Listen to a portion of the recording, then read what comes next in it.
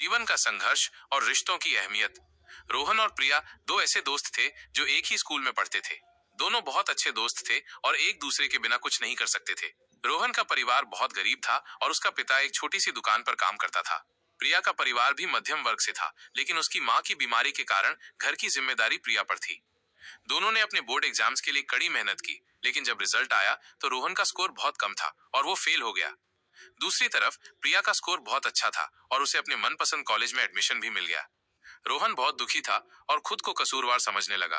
प्रिया ने उसे समझाया कि यह सिर्फ एक रुकावट है और उसे दोबारा कोशिश करनी चाहिए। लेकिन रोहन के परिवार की स्थिति और भी खराब हो गई, जिसके कारण उसे पढ़ाई छोड़नी पड़ी। प्रिया ने रोहन को अपने घर बुलाया और उसे खाना खिलाया। रोहन ने प्रिया को अपने दिल की बात बताई और कहा कि वो अपने परिवार के लिए कुछ नहीं कर सकता। प्रिया ने रोहन को समझाया कि उसे हार नहीं माननी चाहिए और उसे अपने सपनों को पूरा करने के लिए आगे बढ़ना चाहिए। लेकिन रोहन की स्थिति दिन ब दिन खराब होती गई। उसके पिता की तबीयत और भी खराब हो गई और उन्हें अस्पताल में भर्ती कराना पड़ा। रोहन ने अपने परिवार के लिए काम ढूंढने की कोशिश की, लेकिन उसे कुछ नहीं मिला। अंत में रोहन के पिता का निधन हो गया। रोहन बहुत दुखी था और खुद को कसूरवार समझने लगा। प्रिया ने रोहन को समझाया कि उसे अपने परिवार के लिए कुछ करना चाहिए और अपने सपनों को पूरा करने के लिए आगे बढ़ना चाहिए।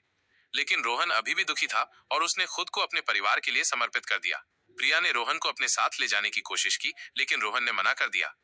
ये कहानी हमें ये सिखाती है कि जीवन में कभी कभी ऐसे मोड़ आते हैं जब हमें अपने परिवार के लिए बलिदान देना पड़ता है। लेकिन ये भी सच है कि हमें अपने सपनों को पूरा करने के लिए अपने परिवार को प्राथमिकता देनी पड़ती है।